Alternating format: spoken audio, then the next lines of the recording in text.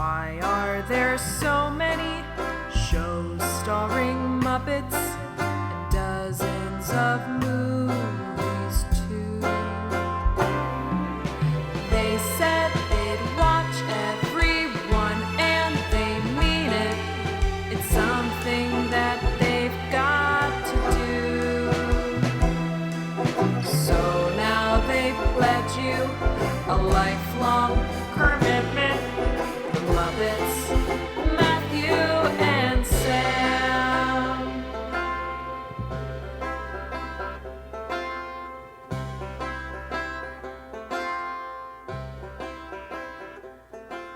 Welcome to Commitment, the podcast where two friends have vowed to watch all things Muppets. I'm Matthew Gatos. And I'm Sam Schultz. And this week we are going back to Fraggle Rock to discuss 4 of the episodes that aired in May of 1983, episodes 17 through 20, titled Marooned, The Minstrels, The Great Radish Famine, and The Garden Plot.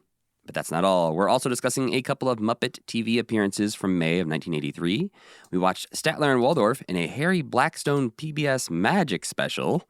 Magic! Exclamation point, exclamation point. Yes, exclamation magic! Point. And oh boy, if anything doesn't deserve an exclamation point, it's that special. But we also watched Kermit and Sheena Easton perform on Happy Birthday Bob, Bob Hope's 80th birthday special. But before we get into that, Sam, I gotta ask you how you feel about the fact that recently I shared with you that I've mapped out the next year of this podcast schedule. And around this time next year, we'll be finishing Fraggle Rock. I think I'm okay. That's not surprising to me. How long did it take us to finish Muppet Show? It took us longer, I believe, to finish Muppet Show. Right. But we were doing less episodes, and there was more episodes overall. So we're doing less episodes per episode of our podcast, and also there are more episodes of The Muppet Show than there are of Fraggle Rock. One thing that really makes Fraggle Rock easier is that I don't have to look up a million guest stars, which was always like trying to find something interesting to say about all those people, or trying to boil down their huge lives into like something that wasn't too boring. That was hard. Milton Berle, let's talk about him in 2 seconds. Yeah. But Fraggle Rock is just like, these crazy guys did this. Moving on. So I'm okay with that. I think, oh gosh, I don't know. How much am I going to hate the theme song in a year? Have you skipped it at all yet? I haven't skipped it yet. Yeah, same. Still a toe tapper. I never skipped the Muppet Show theme song either, though, even when it got bad. How do you feel about it? Do you have reservations, Matt? Do you want to quit the podcast?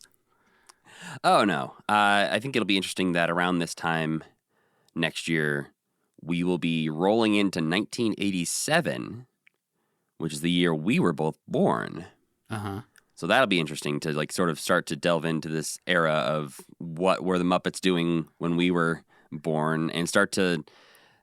obviously, we're still a ways away from this, but I'm excited to start to see some of the things creep in from our childhood that we maybe saw, but don't remember we saw. I'm excited about that too. Yeah, and like watching the things that we actually watched when they were in first run, as opposed to these things that we watched Fraggle Rock, we watched Muppet Babies, all these things, but they were in reruns by the time we came around. Mm-hmm. But that being said, we do have within next year a lot of Muppet Babies to watch. That is something that haunts me, and I've said that before, but I'm extremely worried to start Muppet Babies. See, I'm hopeful. I feel like it's one of those that maybe because I watched so much of it as a kid, maybe my nostalgia brain is winning out, and I'm like convincing myself that I'm going to enjoy every episode of that thing. But yeah, when we're talking about 4 episodes of Muppet Babies at a time, it might get a little dull. And have we watched anything that's like Muppet Babies is basically just for kids, right? Is it? Is that true? Yeah, I think so. I mean, I'm pretty sure the target audience for that was purely kids. But I guess it's kind of like Animaniacs, where it's like they have references to The Godfather, and a child wouldn't understand that. So yeah, I think it's for that thing of like, if the parents are in the room watching with the kid, there's something for them to appreciate. But I think it is definitely the most targeted towards children thing, aside from Sesame Street, that we've watched. Oh, yeah, I forgot about Sesame Street. That's true. It's like the first kid thing we've watched that's been designed to sell toys. Yeah, that makes sense. And I think for me, it's just like looking forward throughout the next year. We have a lot of Fraggle Rock and a lot of Muppet Babies alternating, but we do have some really exciting things mixed in as well. Obviously, we have Labyrinth, Follow That Bird, Dream Child, Little Muppet Monsters. What is Dream Child? Dreamchild is it's not a Jim Henson production, I don't believe, but it's a Jim Henson like creature shop thing.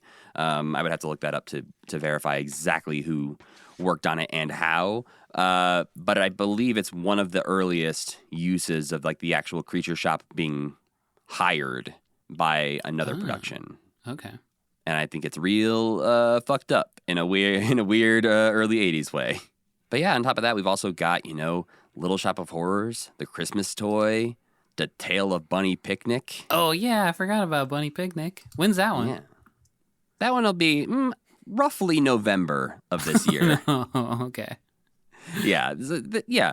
That's the thing is like, it feels so long from now to like say like we're not going to finish Fraggle Rock for a whole year. But you got to think about it. We will go through 4 years of Muppet time in that year. So we will be getting into, the close to the end of Jim's career in not this year, but the following year. Especially, right now for February 2024, the pilot of Puppet Man is on the agenda. Oh, yeah. So we get to watch that really weird thing and discuss that. So look forward to that in about a year. Well then, Sam, for now, we will forget about Puppet Man and come back to that a year from now. So that means it's time for you to tell me and the audience what we watched this week.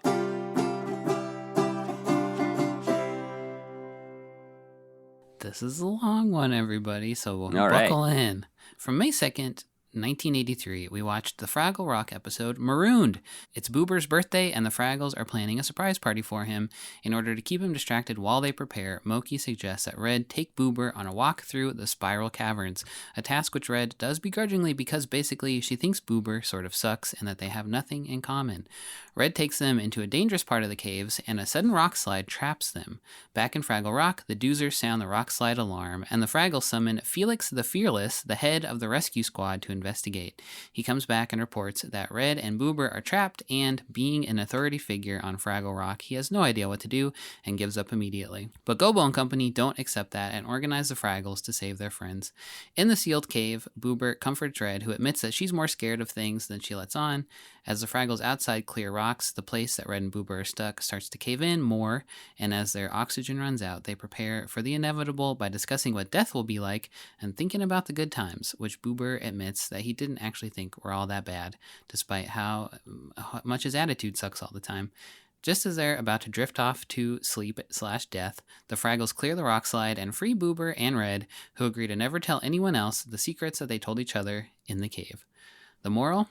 Even the most different people experience the common human experience, and everyone can find common ground when it comes right down to it, and death is imminent. Up in outer space, there's a terrible blizzard, and Doc and Sprocket realize that Fluffinella is trapped out in it. Sprocket swallows his pride and allows the hated cat into the workshop. Fluffinella snuggles up with Sprocket, and he learns that maybe she's not all that bad after all. And Uncle Traveling Matt chewed some gum. Next, we watch The Minstrels, which aired May 9th, 1983. One morning, the Fraggles are awoken by the mysterious and lovely tunes of a wandering tribe of minstrels, led by Cantus, a mystical sort of fellow who tells them that it is these particular Fraggles' turn to sing the Fraggle Medley, a song that lives in the heart of all Fraggles and binds them as a community. Red thinks that it's a race, because I think a medley is a kind of race, is that right? I think I know that from Wii Sports or something. Maybe? Pretty sure it is. I think it's a swimming race, actually. So Red thinks it's a race, and she jumps to volunteer to go first, but then when she realizes it's a song, and that she has to write her own song and lead everybody else in song, she sort of panics. And this is worsened by the fact that all of her friends know their songs basically right away, and that stupid Moki even has like 4 songs to pick from. Cantus just so happens to have a magic flute that will play anyone's song, so Red steals it one night and tries to make it play her song. It won't, and then it magically pulls her into the Gorg Garden, where Junior attacks and causes her to drop the flute. The next morning, Cantus is pissed that someone stole his flute. Red eventually fesses up, and he makes her go up to the Gorg Garden to get it, which she does with a little help from the magic flute that makes Junior dance around. After all this hubbub, Red finally listens to everyone, takes a moment to relax and concentrate, and she hears the song that she has inside of her in her head, and then she leads all the Fraggles in their medley. The moral? I think it's a little, I don't know. Maybe that Don't everyone steal, has, Sam. don't steal. You think that's the only moral? No, I think it's one of them. That's Okay, I do buried have that. I in think there. I do have that. Maybe that everyone has something valuable to contribute. Maybe that you can't rush the artistic process, and also to trust yourself, but also trust the experienced people who are trying to teach and help you. And also, don't steal. And also, it made me think of AI art a little bit because she's like, "I'll just blow this flute and it'll sing me a song." You know what I'm talking about? I mean, yeah. Sounds like they, you know what? They were probably thinking exactly that. That's when they where wrote this. AI got the idea. Up in outer space, Doc tries to make a doorbell with the perfect tone, but things get out of hand as he starts adding more and more to the bell in search of that tone. He eventually decides that a good, honest knock is the best way to go. Next, The Great Radish Famine, airing May 16th, 1983. Marjorie the trash heap has a dream about herself, and when you dream about the trash heap, you better listen. In the dream, Marjorie tells herself that she hasn't done enough to bring harmony to the Gorgs, Doozers, and Fraggles, and that she needs to take drastic action. When she wakes up, she decides to make all the radishes in the Gorg garden disappear in the hopes that this will make the three species realize that they all have something in common. They need radishes. Doozers need radishes to make doozer sticks because building is, I guess, what keeps them alive. They don't really seem to need food. The Fraggles eat radishes, and they eat doozer sticks too because those are made out of radishes. And the Gorgs need radishes, so they don't disappear, I guess, which is kind of a stretch, but okay, I guess I had to think of something. Anyway, when they all realize that the radishes are gone, they panic. The Gorgs are mad at the Fraggles for stealing their radishes, the Fraggles are mad at the Gorgs for taking all the radishes away, and they're mad at the Doozers for not making doozer sticks when they need them the most because the Fraggles don't know that they're made out of radishes. And the poor sweet Doozers get so desperate for something to occupy themselves that they all take up knitting and sort of lose their minds. Philo and Gunge report all of this back to the trash heap. Eventually, Moki decides that she needs to appeal to the trash heap for help before the Fraggles starve to death. Marjorie's plan isn't really going the way that she hoped it would, so she tries one last Hail Mary and tells Moki that if she can bring a Gorg, a Doozer, and a Fraggle to the Gorg garden to meet at the stroke of midnight, she'll return all the radishes. So Moki goes back to the rock, she just grabs a Doozer, heads up to the garden, and calls out Junior. Junior emerges with no head because it disappeared, and Moki flips out. She kind of like throws the Doozer and runs around. Junior chases them both around, and Philo and Gunge are kind of watching the whole thing. They go back and break the news to Marjorie that it didn't really work out like she hoped it would, but she's like, close enough, and returns all her radishes anyway. The end. The moral. World peace is a noble goal, but it's really difficult, and sometimes you just have to take the small victories where you can. Do you think that's the moral? I mean, or is this no lessons learned episode?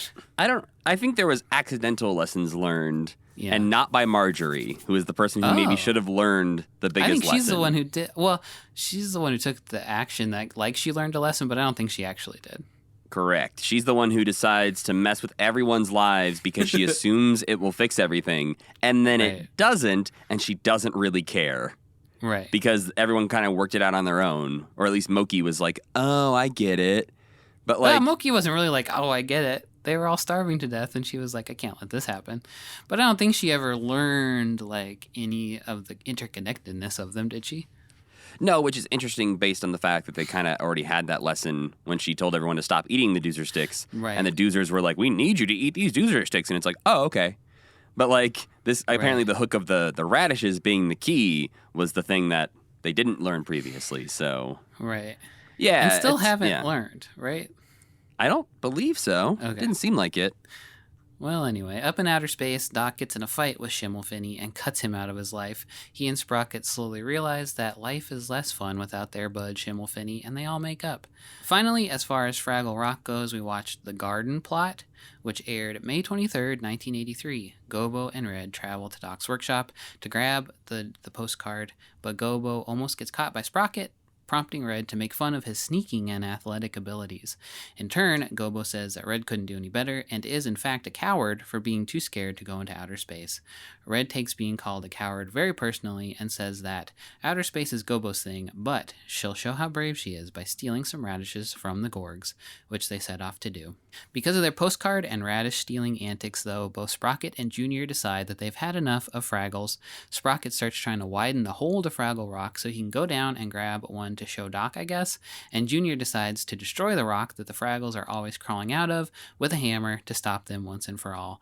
Throughout all of this, Red and Gobo are both a little frustrated with themselves for being so reckless and starting this whole mess. Under attack from both sides, the Fraggles go on high alert and split up to stop the dog and the Gorg. Sprocket's situation sort of resolves itself immediately, as his banging on the wall causes something to fall off the shelf and conk him on the head, which knocks him out. But just as that's settled, Junior abandons his hammer and starts to plant dynamite in the rock to blow it up. Red decides that she needs to be brave and reckless one last time and sneaks the dynamite into the Gorg castle. The castle explodes, but wouldn't you know it, Gobo was out in the garden looking for Red, and he gets smushed by some debris. Boober and Red run out to help him, which they do, and Red and Gobo apologize for busting on each other too much. Meanwhile, Junior discovers it's a good thing he didn't destroy Fraggle Rock, because it's the Gorg's Kissing Rock, a sacred rock where all Gorgs get their first kiss. The moral, don't goad people into doing dangerous things, and also bravery counts, but doesn't mean that you should do stupid stuff. Was that your takeaway? I think this highlights the fact that the lessons in these episodes is a little more hidden than it was in the first 12 episodes we watched.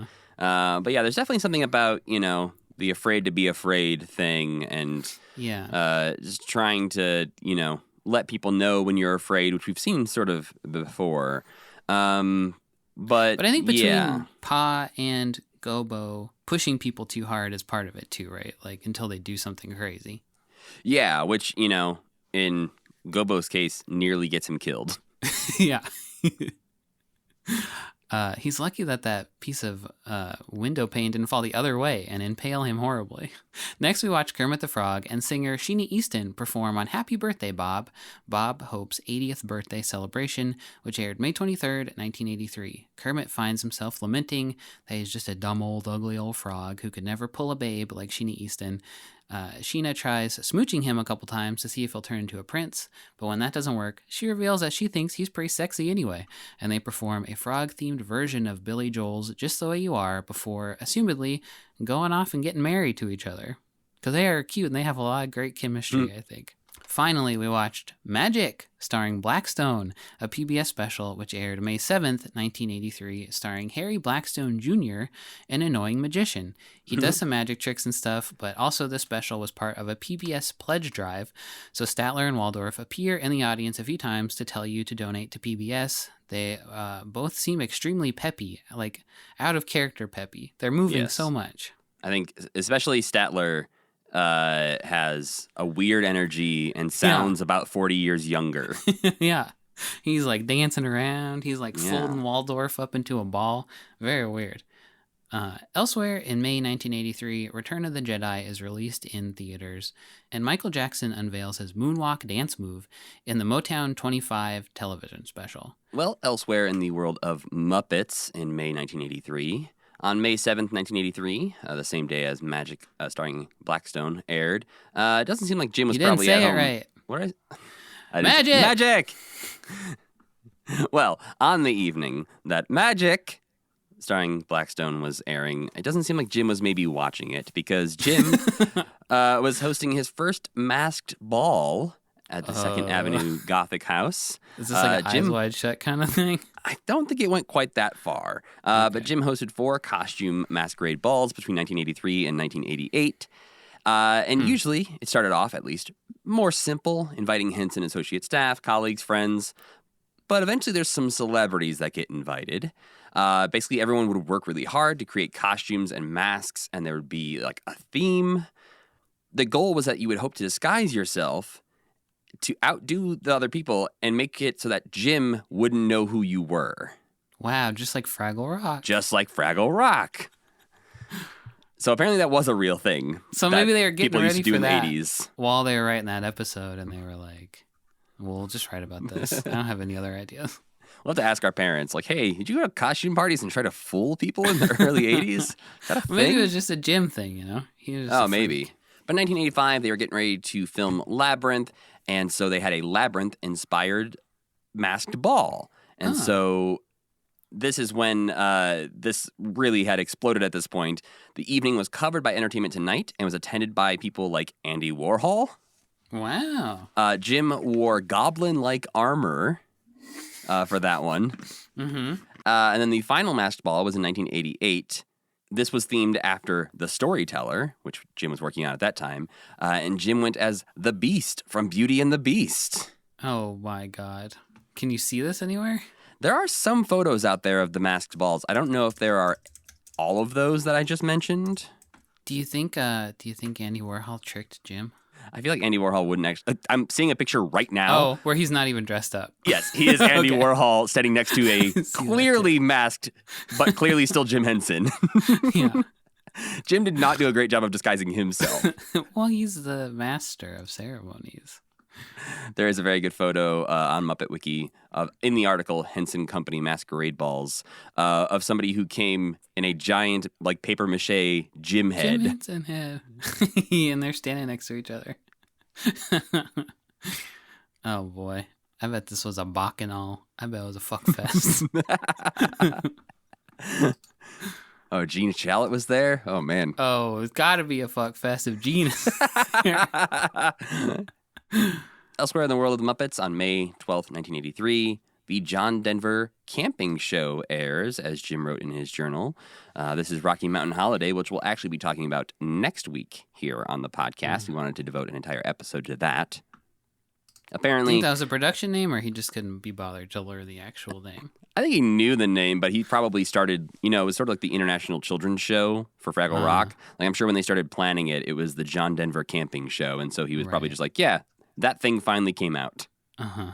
Because apparently it took a while for the network to decide when to air the show and change the date several times. But it finally appeared on ABC on May 12th, 1983, to apparently positive reviews. The New York Times said, Rocky Mountain Holiday is about perfect as fare for children and all those incurably young in heart. About the nicest thing you can say about the Muppets, I guess.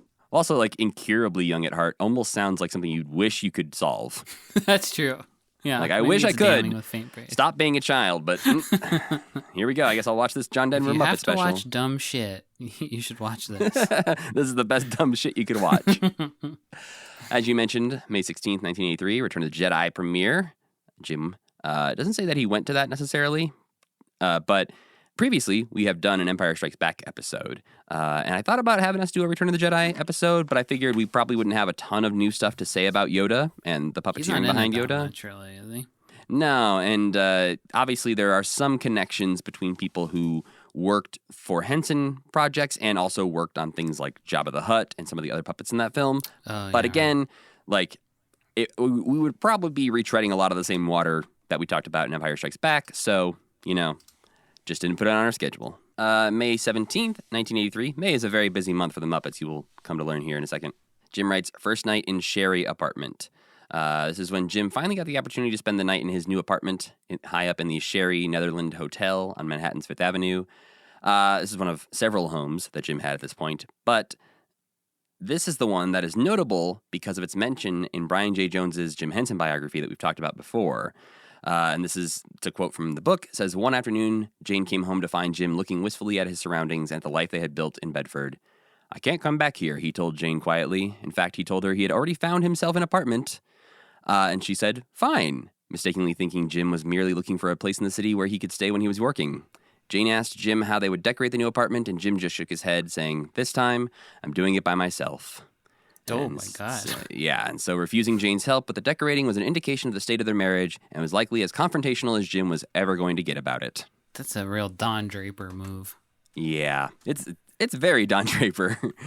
Obviously a bit of a bummer, but an interesting, point in time here in the history of Jim Henson.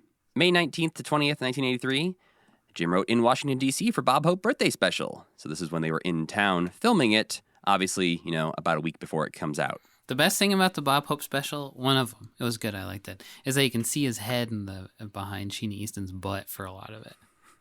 Yeah, they didn't do a ton to cover up Jim in that. They just kind of here's a tree, good luck. But apparently some other people who were at that show were Lucille Ball, Frank Sinatra, Brooke Shields, Dudley Moore, Phyllis Diller, George Burns, Loretta Lynn, Sugar Ray Leonard, Tom Selleck, Flip Wilson. Again, when you're celebrating Bob Hope, apparently everyone's going to turn out. Sure. Then, May 21st, 1983, Jim wrote Meeting with Digital Productions. And so this was Jim still thinking about how to use computer-generated imagery. And so he met with Digital Productions, who was a digital scene simulation company. And he was thinking he would like to make an outer space television project called Star Boppers. And we're going to watch a little bit of Star Boppers in our catch-up episode in a few weeks. But this was really him meeting with them to see what he could do with them. At this time, they were in production on The Last Starfighter. And eventually he would work with them, but was working with them in 1986 on the opening of Labyrinth, when the owl flies in, like the CGI owl. That was their work. Okay. But he also mentions that his plan for like the Star Boppers idea was an idea to have the background sets would be digitally created and the characters would perform before a green screen, but that the puppeteers, while performing, would watch their performances on television monitors where instead of green screen, they would see the characters within the virtual sets. Which is a lot of how these kinds of things are done today. Like you can see the previs on the monitor, but it also maybe lends credence to my theory about the way they filmed the Gorgs and the Fraggles, where they would composite it in the monitor for everyone to see what was happening. May 29th, 1983, Big Bird in China airs, which we will also be talking about in a couple of weeks. This is after, Big Bird already went to China with Bob Hope. We saw that one, we talked about that one, but this was after that, and Carol Spinney was like, hey, what if we did, a whole special in China with just Big Bird? And John Stone was like, yeah, sure, let's do that. Cool, sounds good. It was actually Carol's idea? Yeah, or at least his suggestion. I don't know how much, in the creative process he was involved. But apparently John Stone went to China in September of 1981 to discuss the business negotiations and figure out, he did a 5-week tour through China to visit a bunch of places and came up with a list of 90 things he wanted to include in the program. Holy shit. Yeah. He spent over a month in China planning this thing. Yeah, but over a month seeing 90 things seems like a pretty busy month. Yeah. But apparently Frank Oz joined the crew for the shoot when they were in China and in New York because Jim joined to tape the Ernie and Bert segment and record the songs. So I think they did the Ernie and Bert part in New York, and then Frank went over to help out in China. And then, lastly, May 31st, 1981, Muppets Take Manhattan begins shooting. And we'll shoot until September 16th. And Jim also added in his journal, Brian H. starts working with us for Foz. So Brian H. being his son, Brian Henson. Yeah. And Foz Fazakis is the technical wizard behind a lot of the robotics. Muppets Take Manhattan was a sort of coming together for all of the Henson companies. Lots of people who had previously been working in New York or London and everything were sort of coming together to work on this project.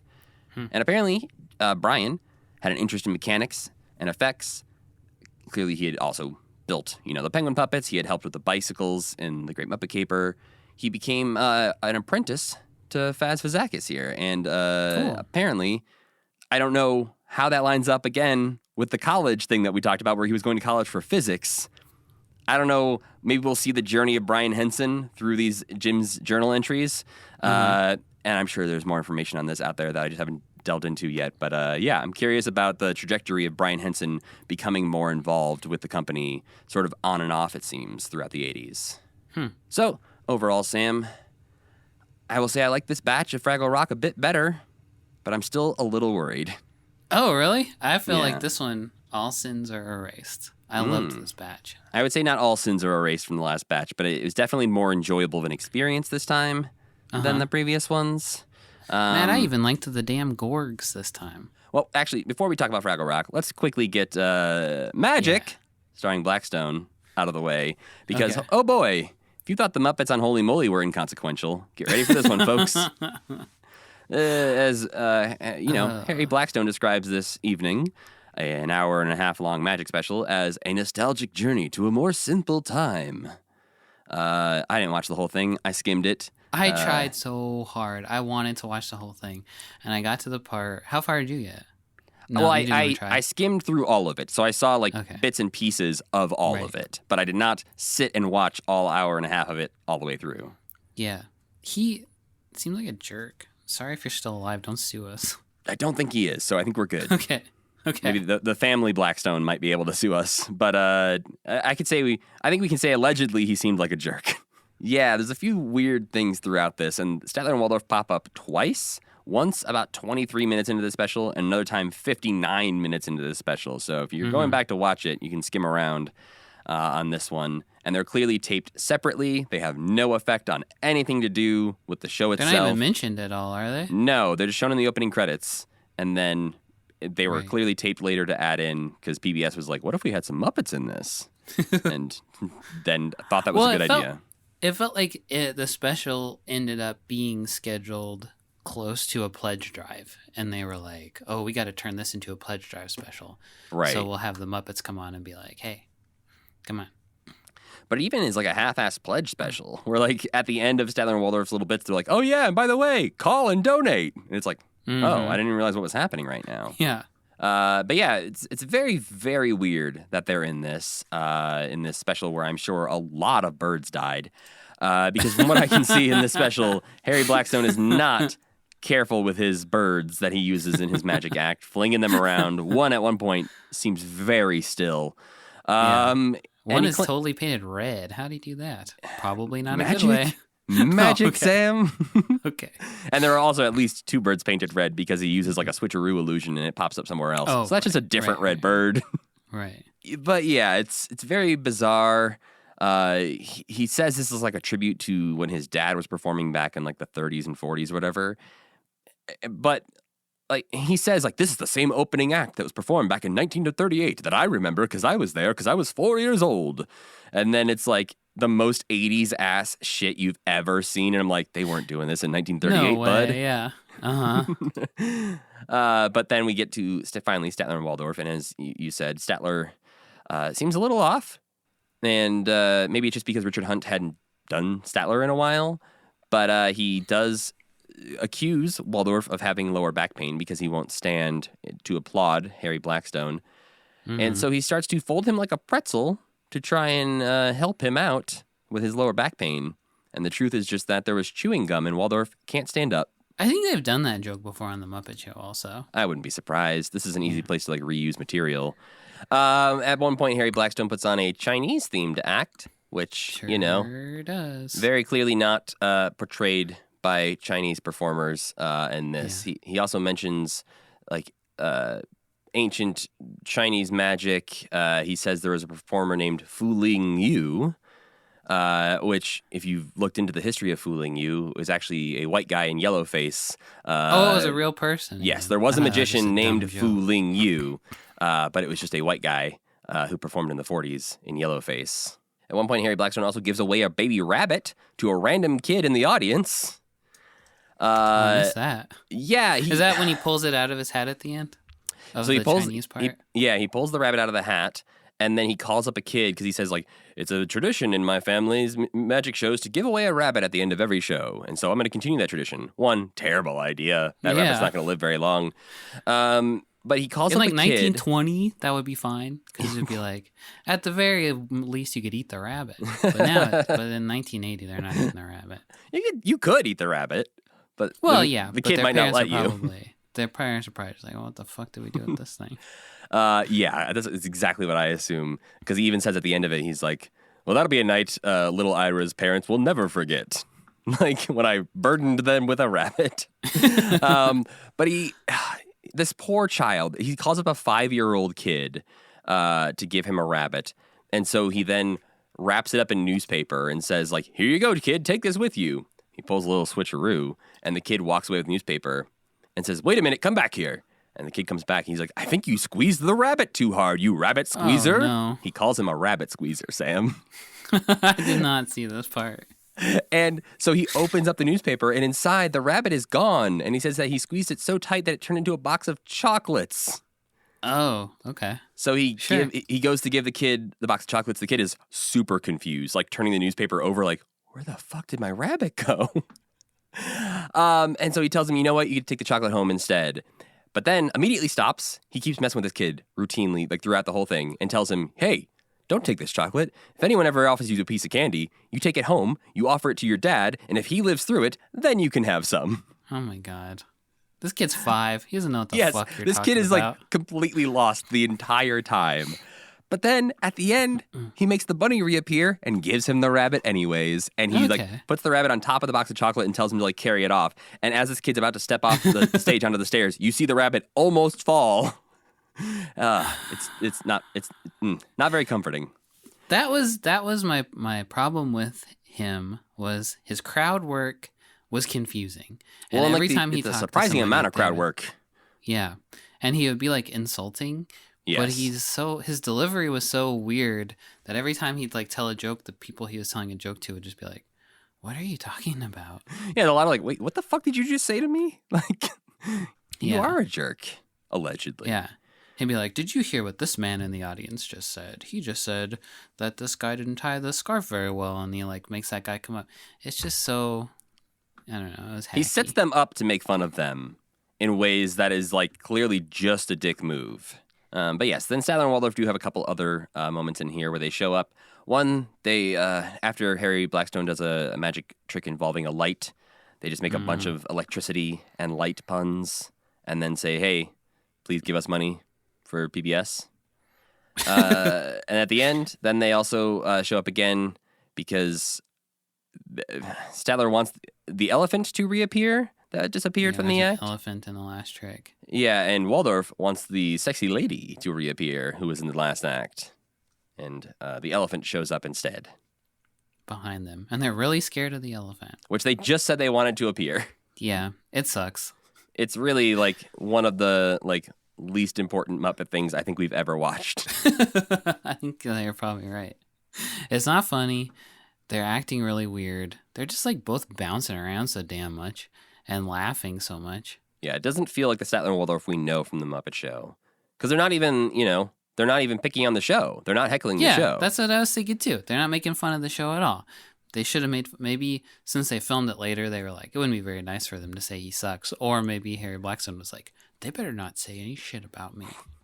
If they say I suck, I'm going to make them disappear. Harry, Yeah. that's not, you can't do that. Want to bet? I'll make them. Well, we did watch something better than that. We watched Kermit and Sheena Easton in the Happy Birthday Bob special where Ronald Reagan's in the audience. I made note of that as well. Filmed at the Kennedy Center. And, He's in a box with like the presidential seal on front I of mean, it. he's got to be, right? You got to point out, like, there he is. Look. Yeah. I wrote down that Kermit says the word poem. I wrote that down too. So yeah. I bet Jim really says poem. Yeah, I don't know. I feel like it's either Jim says poem, like poem, or that's just his He just go-to thinks Southern it's impression. Really funny. Yes. Yeah. Which, this time it got me a little bit. I also didn't know Sheena Easton was Scottish. What a charming accent. Sheena Easton is one of those people whose name I have heard 1,000 times and knew literally Not really nothing sure about who her. she is. I've heard her referenced as an 80s person.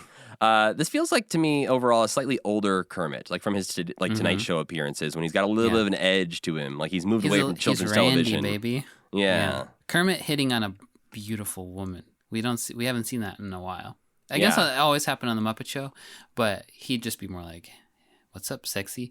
But back in the day, he used to really lay it on thick. Yeah. It was old Kermit-y because he just seems so much more elastic and fun than I feel like he has felt in a long time. Like the jokes when she was kissing him were so good. He gets like the squinchiest we've ever seen Kermit get. He's just because he's turned trying into a little ball. He's trying to change into a prince for her. Yeah, and so he scrunches down as far as he can possibly scrunch and is just like, "Come on, Kermit, change." Yeah, that was really good. He also says, "Would your highness kiss my lowness?" which is nasty. It is.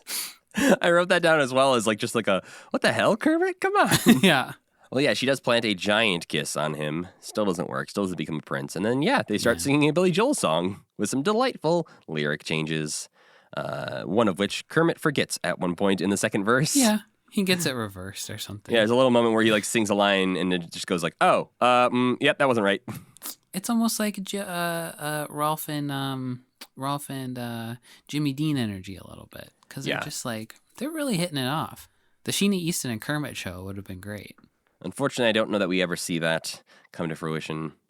I don't even know if we ever see Sheena I don't think Easton. she ever shows up ever again. Yeah. I don't think she does. I would definitely give that one a watch. It's terrible quality on YouTube, but worth a watch. It really is. Sometimes it's fun to watch VHSs that are really fucked up, though. Well, it's also one of those that was uploaded within the past couple of years too. So thanks to whoever posted that. But getting into our episodes of Fraggle Rock this week, the first one is Marooned, written by David Young, directed by George Bloomfield, and aired on May 2nd, 1983. This is a heavy episode, Sam. Uh-huh. I got think it's some one of my big- favorite. I think it's maybe my favorite episode that we've ever watched. I think I agree with you, and I think when it's similar to Gonzo for me. When like they get serious, they get really good, and I think Uh-huh. contrasting this to the last episode we watched, which was Capture the Moon, where all the Oh, Fraggles were yeah. extremely dumb and trying to do something that like none of them ever called out and was completely off the rails, Right. unrealistic. This one was like a very grounded, realistic episode that, like, for those who watched Last of Us, I watched this like right after watching The Last of Us episode 3, expecting this to be my like lighthearted, lift me up from the sadness episode. Yeah. And it just was like, damn it, again, really? More of this? I haven't watched that yet. Oh, well, prepare heard great yourself. things. Yeah, it's fantastic. It's maybe like one of the best episodes of anything I've ever watched, but Wow. should not be paired Real with downer. Marooned. Yeah, I agree. I think I liked it for the same. I was gonna say something similar to you said, where all of the reasons for things that they're doing hang together. It like makes sense that they're down in the cave. The Fraggles outside the cave are reacting very realistically to the fact that their friends are trapped inside the cave, and they're like mobilizing. And both the stories kind of like come together in a really satisfying way that doesn't happen in a lot of stuff that we watched in the entirety of this whole commitment, basically. Yeah. And usually when it does happen, it feels like Gonzo has those moments by himself. Like he goes off and like sings a sad song that's very humanizing. But Yeah. no one else really sees that happen, and it doesn't really affect anybody else in the storyline. So getting a to see great like point. two of our Yeah. characters interact in that way and have it affect them, and then them decide like this is a secret. We shouldn't talk about this to other Yeah. people. I don't know. It just again is very human. Actually, you know what the last episode kind of like this was when the pigs trap Kermit, Fozzie, and Gonzo in that break room or whatever, Yeah. and they're like, "We're friends. We're gonna get through this together." Right. That's like the last episode that had this kind of energy to it. Yeah, and that was also I remember I was talking about that of like that was some of our favorite moments in the Muppet Show was getting to see Uh-huh. them interact like real friends. On the outside world, we have Doc who ordered a bunch of catnip because he wants to turn it into dog nip. Yeah, this is stupid. Yeah, the Doc things are almost feeling less and less necessary as we go on. Took me a long time to wrap my head around why Fluffinella was trapped outside. It was just because she smelled the catnip and was, Yeah, like, and she hanging wanted out to out get there. in. Yeah. She could have just been trapped outside. They could have just been like, "Oh my gosh, Fluffinella's out there in the blizzard." That's all you needed. Yeah, they had to give Doc something to tinker with in this episode, I so guess so. That's true. using his computer readouts to turn catnip into dog nip. Yeah, he's investigating GMOs. At the beginning, getting back to like the friendship element of things, there's actually a moment that kind of bummed me out a little bit. Gobo is cooking up lima bean soup, and he's wearing a cute little apron, which turns out to be Yeah. Moki's apron. Yeah, But Wembley like mocks him for it, and I just felt like that wasn't. It didn't feel right with the Fraggles. I feel like they would have been like, "Yeah, it's Moki. She let me borrow it." oh, I think it kind of is okay because it's a Gobo that they're making fun of, you know. But I also Gobo's feel the like most Wembley is not the one who would dignified pick one. on people. That's true. I can would see definitely Red be the one mocking who him would be for like, it. Nice apron, idiot. Yeah. Your Uncle Traveling Matt sent you that, dummy? Yeah, they had to give Wembley one line, I guess, in the episode. They probably contractually had to give Wembley one line in the episode. I don't know. Boober has a lovely exchange with Red as they're traveling out through the caves where he says, "On my birthday, I worry about the Grim Reaper." And Red says, "The time to worry about the Grim Reaper is when you stop having birthdays." I liked also that we discover that Red's hair is articulated and can get sad. I mean, yeah, they're like little like ear stalks or whatever holding up that Yeah. hair. Yeah, well, once he realizes they're trapped, they droop down. And then they pop back up once they're free. They go to the trash heap, but I don't remember anything important happening there. They just go to the trash heap for Boober's birthday wisdom. But Yeah. the birthday wisdom is just like a happy birthday song, kind of. I don't think Yeah, she it's Go tells with the them anything. Flow, I think is the name of Oh, the yeah. song. So I think that's just the Right. sort of like life lesson she hands out in this one is like, go with the flow. Yeah. Which, doesn't Which I really help. guess They're not panicking when they're in the cave. You know? Yeah, but They're like, go just with the saying, flow feels like it's more of "Accept like death." everyone wants to do something and you don't want to do it, but go along with it for Yeah. now.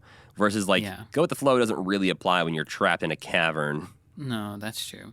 But, She can't see the future. That's just what she tells everybody. Can she not? And then at the end, well, maybe she can. She has some powers that we learn about in this batch of episodes that were overall very surprising. Yeah, maybe a little bit more than I would think that she'd have. But maybe she sings everybody the same birthday song, and then at the end she's like, don't tell anybody your secret birthday song. But after that is when Red and Boober are teamed up to go, and she says what we've all been thinking. You gotta be kidding, me and Boober? And then says to Boober, have you ever noticed we have nothing in common? Exactly. They're those friends who can only be friends when there's a bunch of other people around. Very realistic. I think we might have even said something like, we probably won't see Boober and Red alone in a storyline. But I think even there's another episode in this batch where Boober and Red have a little bit of time together. Mm-hmm. But I'm glad they addressed it because it does, again, add to that realistic feeling for their characters where if they just suddenly paired these two up on an adventure and it didn't affect anything, it'd be like, okay, well, their characters clearly are at odds a lot of the time, so how does it suddenly just magically work out in this one? So adding that element of not only are they physically trapped and possibly going to die, but they also have the personality clash of two people who just don't necessarily get along one-on-one. I don't know. I love this episode, I think, is what I'm getting at here. What do you think about Fearless Felix? Oh, I hate that dude. He sucks. I'm not really sure what the lesson we're supposed to learn from him is exactly, but yeah, he was awful. And Gobo was great in this episode. Gobo taking the lead in the rescue was like, okay, this is like, I can live with this Gobo. Getting a little bit humiliated by having to wear the apron and doing a really bad job cooking soup. And then, those giant lima beans also look delicious. And then also being like, this is actually what I do. Because he's a cave explorer. It makes sense he'd know how to do that kind of stuff. Yeah, and I think he does step up and become the sort of hero of the story in this one in a way that, it was interesting. Like, he even tries to comfort Moki at one point, where he goes to Wembley and says, like, Wembley, give her all the help you can. This doesn't look good. This may not have a happy ending. And I was like, Jesus. That was a great part of the episode. It's great, but the fact that, Gobo is like, hey, friends, go talk to each other because our other friends might be dead. And also when at the very end, right before they get saved, and Red has her head on Boober's shoulder, and Boober's like, don't fall asleep. It's also like, oh my God. Yeah, he's like, don't go to sleep, okay, Red? Well, that's also right after she says, he says, we're running out of air. And she says, what do you think it's like to die? It reminded me very weirdly of A Very Brady Christmas. Did you ever watch that one? I've never seen that, no. It's like a late 80s Brady Bunch reunion movie where the whole family comes together for Christmas. But Mike Brady is an archaeologist. He's an architect who goes... said Archaeopteryx also, I think. Ancient eyes that he digs up from the ground. But no, he is an architect, so he has to go to a construction site on Christmas Eve or something like that. And he goes and it collapses on him and he gets trapped in there and they think he's going to die. And so the whole family goes and they start singing to him. And then he gets rescued while they're singing. And that's what happens in this. Wow. That's also like Bart versus the Comet on The Simpsons. You ever seen that They both stole it from Fraggle Rock. Yeah. There's a Fraggle that isn't Felix in this one that I did enjoy, that I had to look up. Because he's very cute, he's very small, and he wears glasses. Apparently, we have seen him before in the background of another episode. His name is Morris Fraggle. And he's a background Fraggle. His performer is Terry Angus. And he apparently gave Morris glasses when he built him to more easily locate himself in the monitors during filming. That makes sense. And according to Muppet Wiki, Terry Angus also still has the Morris puppet in his possession. So it's cool. As far as cool things to steal from set, a Fraggle is a pretty good one. A whole Fraggle is pretty good. There's a shitload of Fraggles, though, so it's probably pretty easy to steal one. You mentioned the Uncle Traveling Matt episode, or sketch in this episode. He sees people chewing gum and blowing bubbles. He walks up to them with his open mouth like a fucking creep. And just like... Yeah, with his tongue hanging out. Ah! And then these two like beach babes. Yeah. And then he sees them chewing the gum where it inflates and explodes their tongues.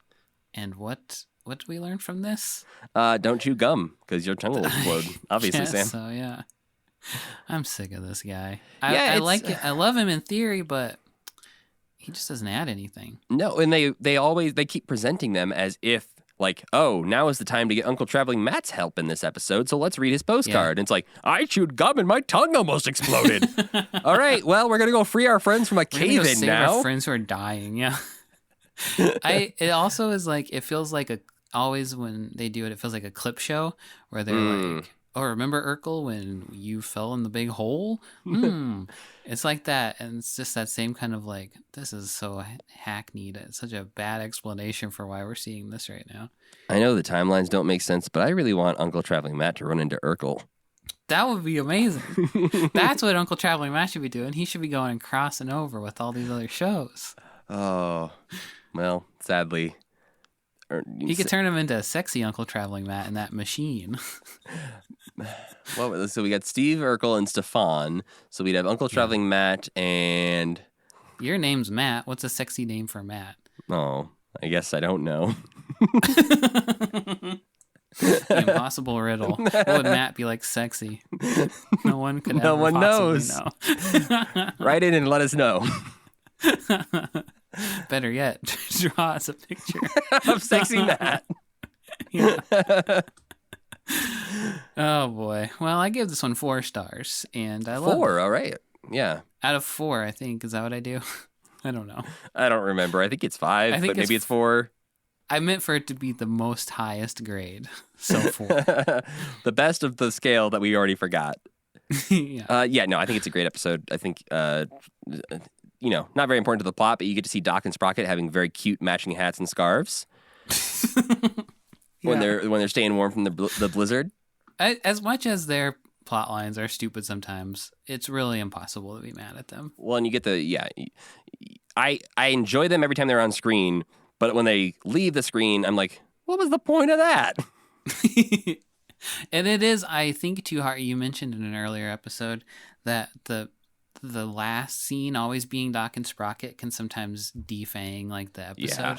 Totally in this batch that happens every single time pretty much. Yeah, especially when it's a super serious episode. Then they cut back and it's like, look at my silly doorbell, Sprocket. And it's like, all right, we just watched 2 Fraggles almost die. Okay, relax. Yeah. I think it works really well in the Great Radish Famine episode, just because it's also kind of like, don't be mad at Schimmelfinny. And I was a little emotionally invested in that one too. But other than that, it's just like, come on, Doc, read the room.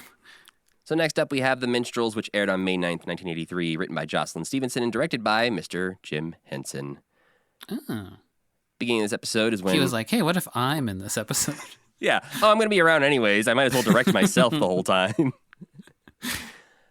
Which is like the opposite of what we see in a lot of Fraggle Rock episodes. When a character's not around, like if Gobo or like Boober isn't in the episode, it's usually because that puppeteer is busy with other parts of the episode.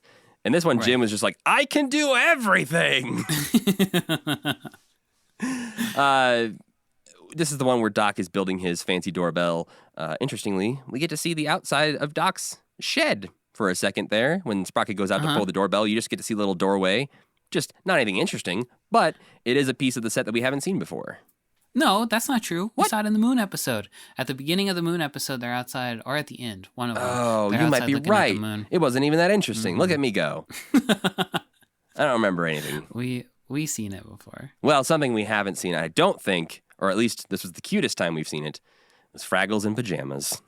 Because they get woken up by mysterious music, and they have, they have just little cute pajamas on. All of them do, except for Red. These are Scrooge pajamas. Yeah. Red's an early riser, though. She got to get a swim in. She's got to be the first one in the pool, which I feel like is probably true every day. I wouldn't be surprised if people are fighting her. We've seen very few other people swimming in the pool. Yeah. Yeah, and it's her job. They have to respect. They're like, oh, well, yeah, Red gets first dibs because it's literally her only job. She's got to agitate and get all the plankton out of there, or whatever, you know? But yes, this is the premiere of Cantus the Minstrel, Jim Henson's questionably wise musician. Wiser than a lot of these Fraggle Rock Authority figures. Yeah, but he has a big Yoda energy, unsurprisingly, where he will not answer a question directly. He's not particularly helpful, yeah. Even his fellow minstrels realize this at one point. Murray, who is maybe the sketchiest looking minstrel. The one with really high guy eyes. Yes. They also are like, did he answer my question? And they're all like, no. He didn't. I love these guys. They're basically the Electric Mayhem, but underground. Yeah, and they all come back except for Cantus on Back to the Rock. Oh, Cantus doesn't come back? No, because... Is he dead? They don't say he's dead, but I think they were just like, let's not bring back a Jim character.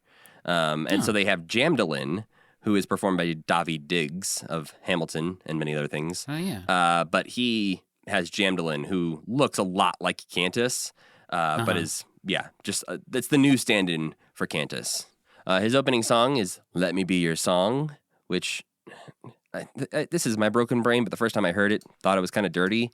I don't think it is upon re-listening, but just when he's like, I say 1, 2, play me do, let me sound as sweet as you, play me wide, play me long, let me be your song.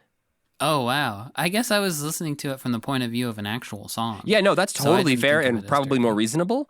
But just the play me wide and play me long, let me be your song. I was like, that feels like a little bit of like a dirty Tom Jonesy kind of 70s song to me. You're right.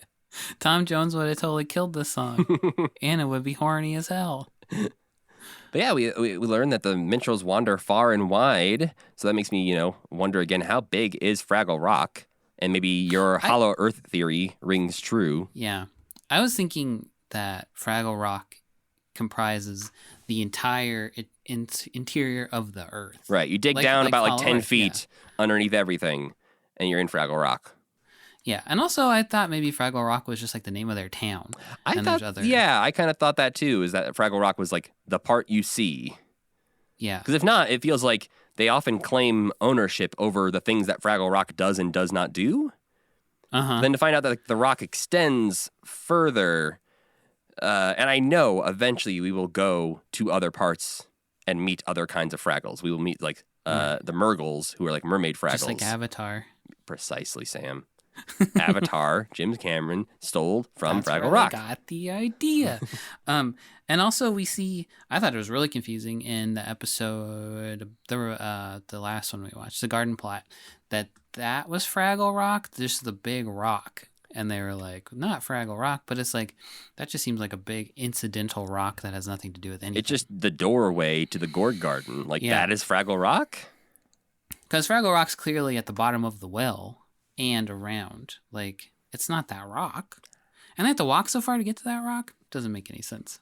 But, Red, in this episode, and in many episodes, obviously, does not suffer fools gladly, and sees through most people's bullshit, except for convincing John, I guess.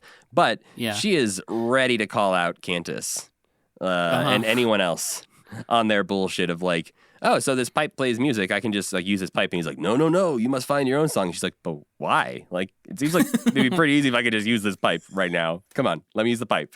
Yeah, I loved how much Red was not on the same page as everybody else in this episode. Like, I don't know. It felt really relatable to me, I guess, for everyone. For like, it's just like as a real relatable story, I guess, for something that comes so easily to other people and just to be like so frustrated about it. Yeah, and wanting to lie about it and say like, oh yeah, no, I totally have a song, but it's just not ready yet. Or I'll share it with you. Why don't you sing your song first, and then I'll sing my song. Yeah. And like that frustration of the friend, like Moki in this instance, who is like, yeah, I'm having a hard time. And Red's like, oh, thank God somebody else is having a hard time. She's like, yeah, I have like 4 songs and I can't pick which one I want to sing. And Red's just like, Moki's like that friend on Instagram who has like the best stories, and you're always like, man, you have an art show and you're out having fun every night. How the hell are you doing this? Yeah, that's my friends on Instagram who are good at photography, who I'm like, oh man, why do I even try? Yeah, it turns out, I think I've said this before, Moki's probably got rich parents, so she didn't ever have to do anything. She could just work on her passion the whole time. Yeah, painting and picking radishes. We learned that there's a Doozer song in this episode that the Doozers are very excited to hear come out of that pipe. Yeah, it's like a weird techno-y kind of like, it's like medieval techno. Yeah, all the songs kind of sound pretty similar coming out of Cantus's pipe, but apparently they sound... and at the end when Red sang her song, I was like, is this the same song that she's been hearing from the pipe the whole time? I couldn't quite figure out if there was like and later something there. In the episode when they play the Gorg music to distract the Gorgs, it's literally like the exact same melody as Let Me Be Your Song. Oh, yeah. It's like the same as like the play me wide, play me long. And I was like, wait, so was that the Gorg song that you were playing when you came in? Or it's just like You only have like 3 melodies, Mr. Cantus Pipe. You only know one song. Yeah, this is the episode where Red steals Cantus's pipe in the middle of the night. Moki says it's a bad idea, really tries to stop her friend. But Red insists, I'm just borrowing it. I'm not stealing. But Moki obviously is on our side and sees you're stealing. Like you are stealing this thing. In that moment, I really liked because it refuses to play Red's song, and she like shakes it, and she's like, "Is that all this is?" Like she gets very mad at the pipe itself, which the pipe retaliates by pulling her out to the Gorg's garden. Yeah, this part it kind of at the end gets a little weird, and then the whole subplot where she gets the like mark of Cain on her hand for stealing the pipe, which Cantus also has. Yeah, so he stole the pipe too. Mm-hmm. He is not the rightful owner of that pipe. He is really cagey about where it came from, is right. Yeah, a big and mysterious man I murdered. Yeah, he's invisible. He's invisible now because he's 6 feet under. But yeah, when they showed that he also had the mark, I understand from the storytelling point of view, they're probably just saying, like, this is the sign of somebody with the pipe or whatever this is what it looks like. But as I took that, I was like, oh, you also stole this pipe. Yeah. He does say it's a big, mysterious, invisible thing. Maybe he stole it from a Gorg who didn't have a disappearing cream. Oh. And that's why it plays the Gorg song, because it's a Gorg pipe. You know what? Yes. What you just said, it would said, be so tiny, canon. though. It would be like, toot, toot, toot. So maybe not. It's like a kazoo for them, maybe. It's a Gorg kazoo. Yeah. Gorg kazoo is a good name for a character. It's like Banjo Kazooie. Well, yeah, Gorg you're right. Kazoo. I also loved Wembley's song, which was just like bing bong, bing bing bong, bing bong, bing bing boing. Yeah, if I was Red and I heard that song, I'd just be like, oh, you can just make up any bullshit you want to. Okay. Well, it's also the song he says he sings before he goes to sleep every night. So the idea of him going to lay down and just go to sleep and go bing bong, bing bing bong, boing. Yeah, maybe he never gets any sleep, and that's why he's so fucked up. Or all Gobo the time. doesn't for sure, because Gobo sleeps underneath him. This is actually like one of the more menacing Junior Gorg performances, I feel like, because as he's attempting to thump the Fraggles in this one, he's like, "Come on, Fraggle, I want to see you dance," and he's like doing like trying to bang them with a pipe over their head or whatever like that, or a pan, and he's like trying to like mess with them more than he usually is, and seemed a little bit more upsetting. I feel like something about Junior in this batch. He was less baby-y. He just was a guy with a lisp at this point. How about when he asks how good of a kisser his mom is? Well, okay, Matt, I was going to talk about that when we got to it. Yeah, we'll get to that one. But for now, we've got this episode where, again, this time we have Uncle Traveling Matt's postcard get read by Doc. Yeah, they couldn't even bother to have the Fraggles read it. No, Doc finds it and decides to read it this time. And, oh boy, I'm glad Gobo didn't have this one because it was literally just Uncle Traveling Matt pretending to be a mannequin. Yeah. That's and it. At the end, Doc is like, this has got to be some kind of sick joke. Schimmelpenny! Yeah. This is the scariest postcard I've ever gotten in my life. But then the rest of the episode is a lot, in my head, of just Red and Cantus going back and forth and kind of arguing in circles around each other. And at one point, Cantus says, "I fear I'm losing my implacable calm." And I wrote, "Same." Because this episode was just getting a little frustrating and repetitive. Yeah, this episode has like the trappings of an all-time great episode, and it starts off really well. Yeah. But I just didn't like buy the conclusion where I think it Red just doesn't goes, really get her song from anywhere in particular. He's like teaching her a lesson or something about stealing, I guess, and like makes her go out in the Gorg garden. But like they do that shit all the time. That's like not a new exciting thing for them. Yeah. No, I think that's the thing is like the ending, like the last, like the third act just feels like it's nothing. Like they didn't have much, so they just were like, all right, well, we're going to have them argue a little bit more. So where it was like there was maybe an opportunity to do like something about the artistic process or something about like intellectual dishonesty or something, like I don't know, or maybe like the stealing could have been a bigger deal.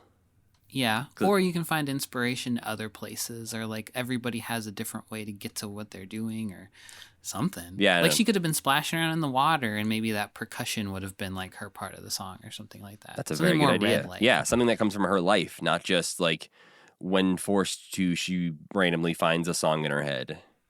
Yeah. Yeah. Well, Yeah. Tighten it up, Fraggle Rock. yeah. Well, in the next episode, we've got. I give that one 3 stars. You want to do that again so you can. I'm not talking over you? No. All right. Well, the next episode is The Great Radish Famine. Written by Jerry Jewell, directed by George Bloomfield, aired on May 16th, 1983. No Gobo in this episode, which is not something I kind of liked that. Yeah, I didn't mind it, but it was surprising that, like, I understand Yeah. occasionally some of the Fraggles are going to go away, but I felt like Gobo was going to be one of those that just would be there forever. Yeah. And it's not like when it's not like they're above just writing the Fraggles as being like, I don't care about this problem, so I'm not going to help with it. It's like, he could have just been there hanging out. It doesn't, I don't know. He wouldn't have been like the key to a solution, I feel like, in this kind of situation. But yeah, he's just not there. Yeah, he's off for days, apparently, exploring these singing caverns. But Jerry's there because he's he's the trash heap. Yeah. So I don't know what's going on. And maybe they were just like, he's got a lot of trash heap work this week. Maybe we can give him a week off from Gobo. Could be. This Doc storyline made me laugh so hard at the beginning. Yes, And same. he's like, I invented the best station wagon of all time. Or what? Did he invent it? He or built a just new his- carburetor to get better gas mileage on his station wagon, and Yeah. he is convinced, he does the math and figures out, like, I'm getting 71 miles to the gallon, Sprocket. Yeah. I have to call Ned Schimmelfinney and tell him about my amazing discovery. Well, he wrote a letter to the Tinkerers Association. He submitted it saying as like an about- actual scientific finding. Yeah. And he's so excited. And then he calls Ned, and Ned has been secretly putting gas in the tank every night. And he's so mad. And he breaks up with Ned Schimmelfinney. It's a pretty good prank, though. It is really, really good. Because I picture that Ned just lives like in a duplicate shack right across the street from him, just with a cat instead of a dog. Yeah. And he and Doc do the same thing every week, and then they go and throw football together. and then every night he just sneaks over to his car and puts gas in it. Great, Ned. Good job. Oh, but yeah, no, I like that a lot. And this is the first time I was thinking of, like, is Ned also a tinkerer? Because I don't know if they've ever like said anything about that, but the way he talks to Ned about, I already sent a letter to like the Yeah. Association for Tinkerers, felt like they were sort of Yeah. peers in a way. Yeah. That's what but I also, for some reason in my head, I don't know why, I imagine Ned Schimmelfinney wearing a Hawaiian shirt, and he maybe like hangs out in like his home tiki bar a lot. Oh, you know, He's just like that kind of guy. all I want now, and I know it doesn't happen, is I want Jerry Parks to play Ned Schimmelfinney as well. Like, I want them to like do an episode where it's Ned's point of view, Yeah. and Jerry Parks also plays Ned Just Schimmelfinney. with a mustache or something. Yeah, or like cool long hair and his Hawaiian shirt, listening to Jimmy Buffett. Like, Yeah. that's who I want Ned. Yeah. That's what I want Ned Schimmelfinney to look like. Schimmelfinney's a retiree that he's just friends with. Yeah. He's just yeah. With a cat. He's a cat guy. He's a little more laid back. But I like the idea of the home tiki bar. Like his shed is not full of tools and everything. It's a tiki bar. Like it's the exact same layout, but instead of the countertop there, the work desk like area, it's just a tiki bar. Yeah, in every episode he's like, Fluffinella, I've created the perfect margarita. This one's gonna get me drunk way faster. Yeah. Yeah. Well, earlier I mentioned the Fraggle pajamas. In this one, we get to see really cute Philo and Gunge pajamas. Philo and Gunge are really great in this episode. They're everywhere too. They're Yeah. like you see them down in Fraggle Rock. We see them walking around the Yeah. gourd garden. Like they are on the move to make sure. Yeah. Like they're keeping eyes out, since Marjorie obviously can't, on what's They're going her on. eyes and ears. Yeah. Yeah. I thought that was great. And I also, the setup for this, where the trash heap wakes up from a dream she had about herself, was also ingenious, I thought. Where it's like, yeah, if the trash heap tells you something in a dream, you have to listen, including if you're the trash heap.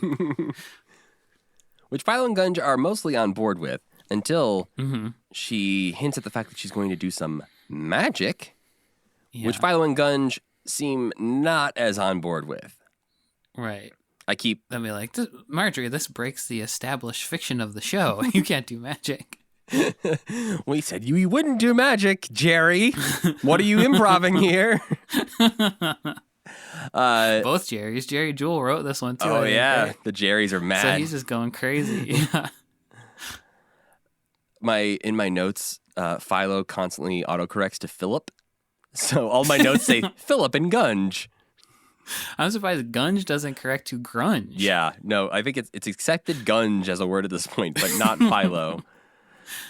This is where we learn that at this point, Boober has assumed that Moki died after there was no radishes. He's just being a dickhead, though, really. Kind of, yes. Is that thing like, oh, I assumed you died. Oh, you didn't? Well, it's weird because your job didn't get done. That's right. Huh. Yeah, exactly. Huh, weird. He's like a really mean manager. Yeah. Or something. Oh, were you dead yesterday? No? Huh. I didn't get that email I was supposed to get from you. Weird. Assumed you were dead. Really, the only excuse I could think of is that you'd be dead. Yeah, or Statler tied you into a pretzel. Those are the only two excuses you'd have. Yeah. But no, she's writing in her journal, which is and then we cut to a doozer writing in his journal.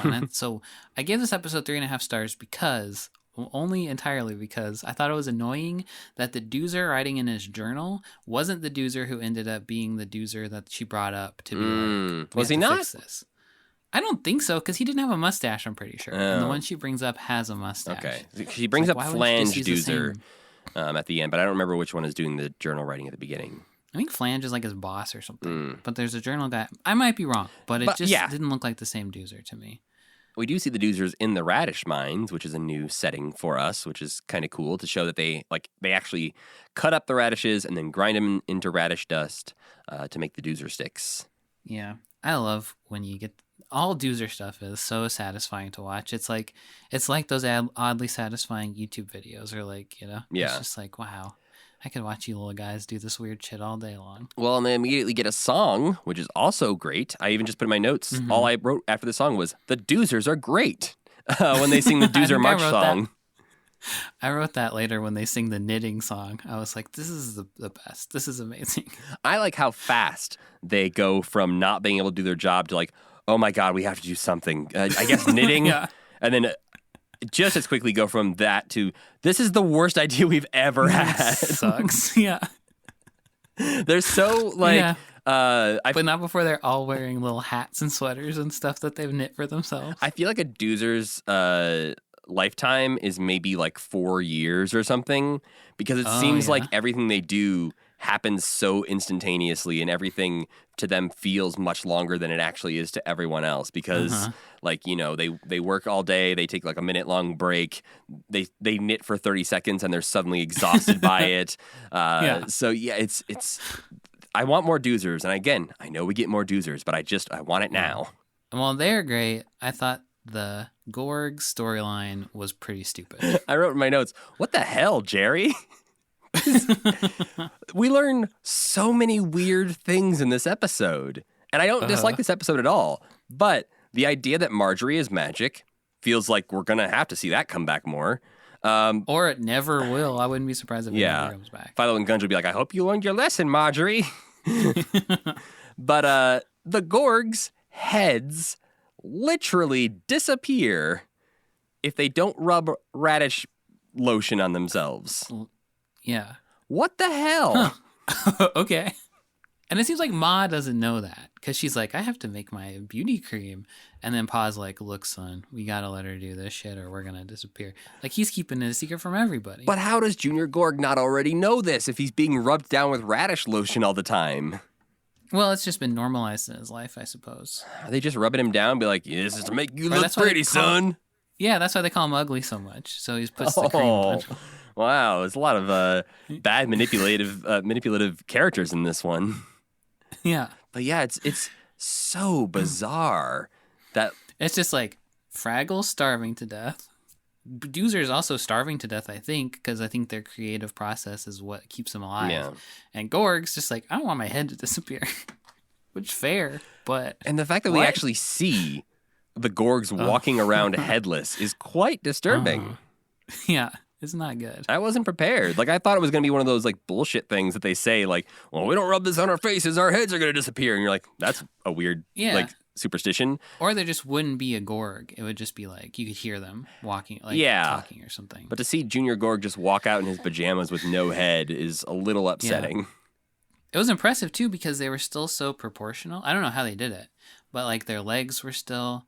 I don't know what they were doing, but they looked like they had no heads. Yes, no, it's very well done, and I assume someone's just ducking. Maybe I don't know, like how they're doing that. Guess so. But yeah, good job, Fraggle people. Marjorie's kind of a jerk though in this episode, because when they come to her and say like, "Hey, we're having some troubles here," she just like sort of demands that they figure out their problems and like won't tell them like exactly what she did and why she did it. She's forcing them to figure it out on their own. And yeah, I don't know. She just feels like a jerk in this one. Yeah, it's like the Watcher in Marvel, you know, where she's like, "I'm sworn not to interfere," except they can interfere enough to fuck stuff up. Let's say, and she interferes all the time. Yeah. Well, yeah, I guess I kind of could see it from her perspective, where maybe she was slacking off at her job a little bit, and then it's like the last minute, and she has to be like, "Oh shit, I have to do this," but she knows she wasn't supposed to just tell them, "You guys all eat radishes," so she had to do it the right way, but she did it sloppily. But I guess why couldn't she just say, "You guys all eat radishes, stupid"? Go tell everybody that. Or be like, you know, a little like, I don't know, vague about it, of like, "Look to the radishes." Yeah. And Mookie would be like, "All right, something about radishes is important." But instead it's just like, yeah, go starve and figure it out. Yeah. I do like that the Doozers didn't know Gorgs existed. Like right, because he's like a walking mountain. Yeah, well, they when he said, like, I think Mookie goes to him and says something that, like, "We have to go to the Gorg garden," and he's like, "What's a Gorg?" And he says, "What's a Gorg?" And he says, "What's a garden?" But there was moments throughout this that I was like, this is a really tough way to learn a lesson, and I was thinking that Marjorie was maybe still dreaming, because the fact that she could use magic and the Gorgs are walking around headless, I was like, it would make sense if this was a dream sequence. For somebody, and maybe she dislikes Gobo so much that he's erased from her dreams. She doesn't dream about it. I think that her being so difficult is all worth it for the extremely, in my opinion, hilarious conclusion, wherein they all are just still afraid of each other and try to kill each other and run away from each other, and then she's just like, "Well, I tried." It feels like a great setup to, like an episode-long setup to a good joke. Yeah, because we do get to see Mookie just fling a Doozer out of frame when she sees the Gorg and gets terrified. Yeah. Yeah, I like them admitting that all of their characters are just useless, basically. Well, and yeah, the episode ends with Marjorie just not really caring that, like, nothing went the way she said it would. And there's even a little, like, thing in there where it shows how little Marjorie truly does care about the Fraggles. Because when they're talking about what happened with the Fraggle going to the garden to meet the Gorgs, she uses a him pronoun for Mookie. And so she like says him, and I was like, oh, so you don't even like care enough to know who Mookie even is beyond, like, there was a shape that was talking to me a little while ago. And they were here, and I gave them some advice, and they left. But beyond that, I don't care about you enough to actually help you with your problems. Yeah. But she does imagine the perfect harmony between Gorg, Fraggle, and Doozer, where they're all rocking each other in their progressively smaller arms. And then, I don't remember what the line before it is, but but Junior Gorg sings the line, "Babies everywhere in their underwear." I thought that was really good. It was a little, I didn't understand, like, that just felt like one of those things of like, what do we rhyme with everywhere? Underwear? Yeah, fine. Write it down. Maybe we'll change it later. Of it, but I guess that's okay. I was just imagining the perfect world where babies are prancing about and secure enough that they're just in underwear. But yeah, I like seeing the progressively smaller, we always see the little Fraggles when they're interacting with the Gorgs, but then seeing the itty bitty little tiny speck of a Doozer. Yeah. It really gives you the scale there of, like, you know, if Doozers are supposed to be about, like, what, 6 feet or 6 inches tall, then we see the scale there to Fraggle and Giant Gorg. Yeah, it was fun. But what did you rate this episode? I rated this one 3.5 because I thought it was hilarious, even if it was really stupid.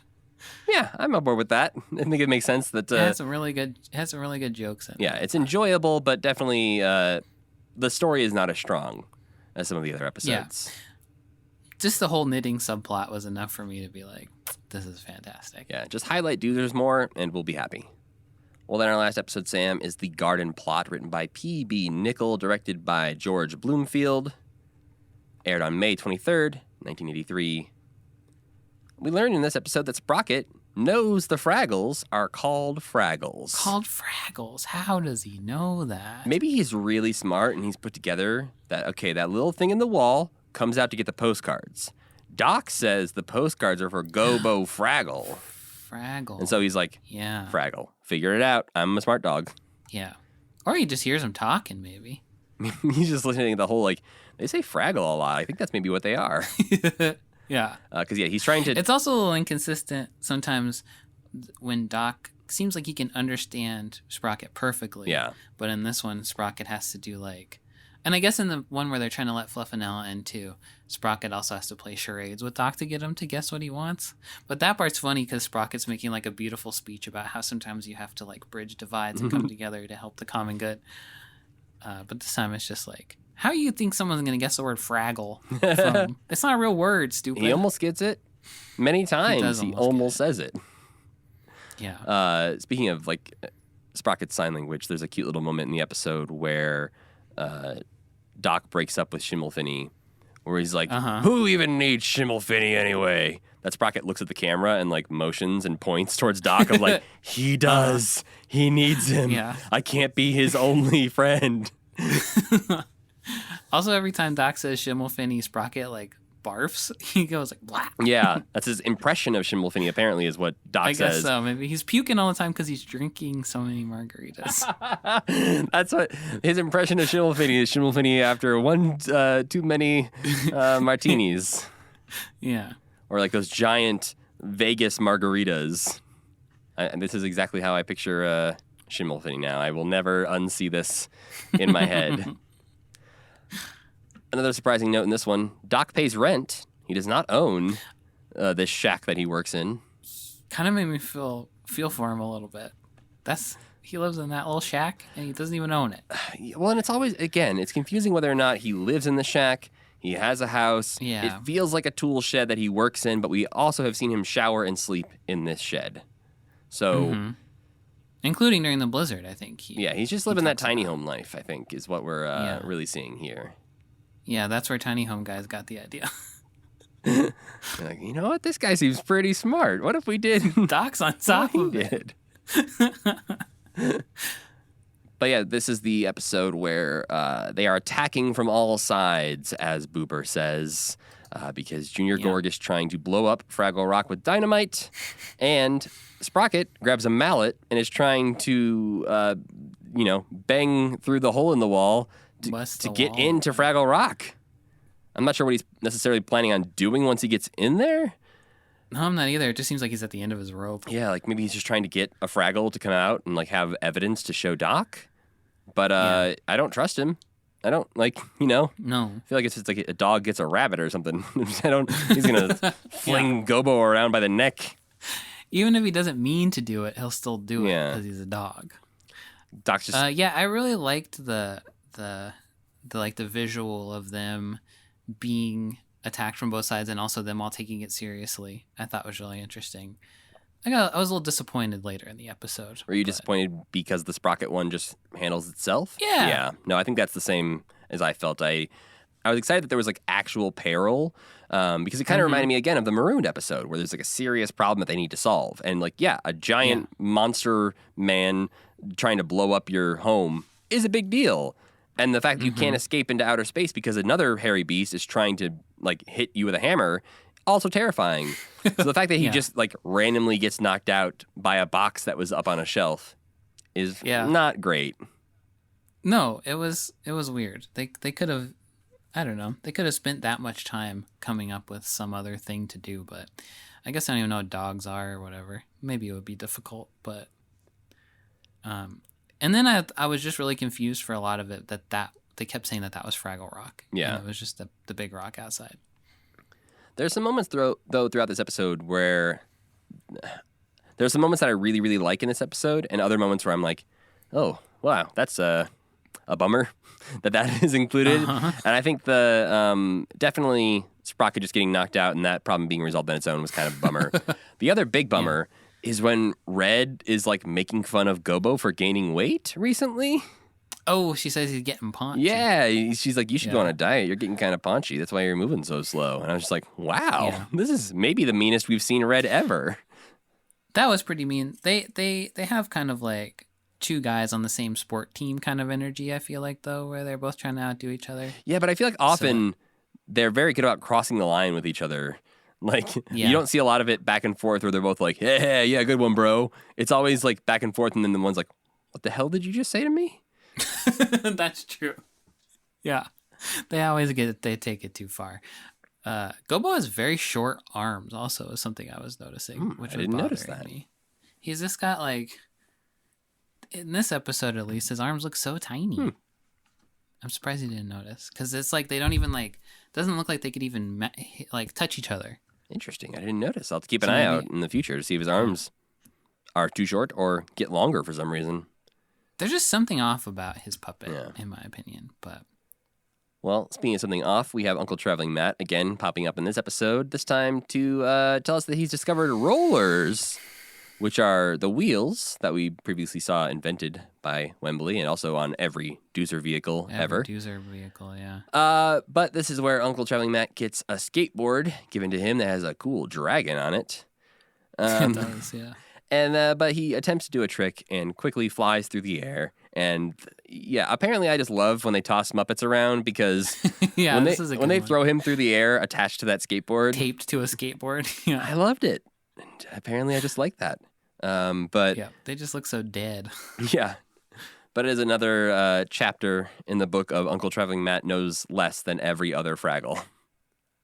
Well, okay. This one I kind of could forgive because we did have pre-established that they don't know what wheels are. Yes. But like, so it's a little less weird. Again, the Doozer vehicles are constantly rolling around. They see at least what they could call rollers every single day. Yeah. But it's maybe like the technology advanced enough is like magic. So they're like, we could never do what they do. We're not even going to try to even think about what they do. Though they did steal a catapult that I think had wheels on it. I think so. We get another rendition of a dum-de-dum Gorg song. Didn't realize this was going to be such a thing. But this one is even a bit more harsh because this one is his dad singing at him about how stupid he is, as opposed to normally he's the one singing about like, I'm pretty dumb. Yeah, my dad thinks I'm stupid, but this one can confirm. You're an idiot. I hate you. Yeah, he like begs for someone to come and take his son away. Like that's how much he hates destroys a priceless family heirloom to be fair. So you're saying that's an appropriate reaction? I don't know. I don't have kids. We'll see how I react if I ever do. Yeah, a kid who destroys your Ninja Turtles collection. Don't even say it. We also learned that there is a great Gorg in the sky. So there's a Gorg god that Junior calls out to. We don't get confirmation of that. There's a belief that there is a great Gorg in the sky. Yes. To be fair, I am currently Gorg god agnostic. Because he calls out to ask the great Gorg what he should do. And he decides he's going to destroy the entrance to Fraggle Rock because those dang Fraggles make his dad angry and he wants to make his dad happy. Yeah. And this is where he pulls out one of Daddy's boomsticks because a sledgehammer's not getting the job done. And a boomstick is just a stick of dynamite. Yeah. Assumedly a giant stick of dynamite to a human, you know? Oh, that's true. That's like a skyscraper. Yeah. I guess if the Fraggle Rock is that big to the Gorgs, then I guess it makes kind of sense that they could live inside of it. Maybe it's like a skyscraper. I don't know. I need to see a DK amazing cutaway of Fraggle Rock so I can understand what the hell's going on. When I heard boomstick, I immediately thought of Army of Darkness because that's the only other place I've ever heard the word boomstick. So add Army of Darkness to the list of shotgun. Well, I was just more thinking add Army of Darkness to the list of things that I've stolen from the Muppets. We got a lot of them this episode. Yeah. And then we get one of the best songs I think we've ever heard on Fraggle Rock. Red sings "Afraid to be Afraid." Yeah, I like this one. Yeah, I think it's just a really good song, and I think it is very clearly like achieving something and pushing the story forward. Red has a lot of demons, and we've been going through a lot of them in these episodes. These are basically all Red is kind of fucked up episodes. One, it feels similar to the Catch the Tail by the Tiger episode when Gobo was trying to act brave for his friends because he felt like that's what they wanted him to do. And this feels like a little bit of that where Red sees herself as the brave one in the friend group. And so she can't let on that she is actually afraid to go in the Gorg Garden. But she just blow up their whole castle. Yeah. It's pretty cool. It takes quite the turn because Junior Gorg puts the stick of dynamite in the Fraggle hole, lights the fuse, and at this point I'm thinking, what the hell are they going to do? How is Red going to solve Something's this problem? Blow up. Yeah. And she apparently runs, takes the stick and puts it in the Gorg castle, and it ends up exploding the window to the Gorg castle. And also damaging their thrones in the process. So a lot of damage done inside Gorg Castle. A lot of their culture has been destroyed at this point. I mean, they don't have any, Junior Gorg's seemingly the last Gorg on Earth. So, well, for now, we're going to learn more about That's whatever true. that's going to happen there later. But then, much like Superman in Batman v Superman: Dawn of Justice, in her effort to save the day, she ended up causing a lot of harm to other people, and she smishes Gobo with a big piece of a window. yeah, so Gobo went out to save Red, and they somehow didn't see each Just other. like Bruce Wayne does in Batman v Superman: Dawn of They Justice. missed each other while they were out there, and somehow Gobo went to the castle for some reason. Not really clear why.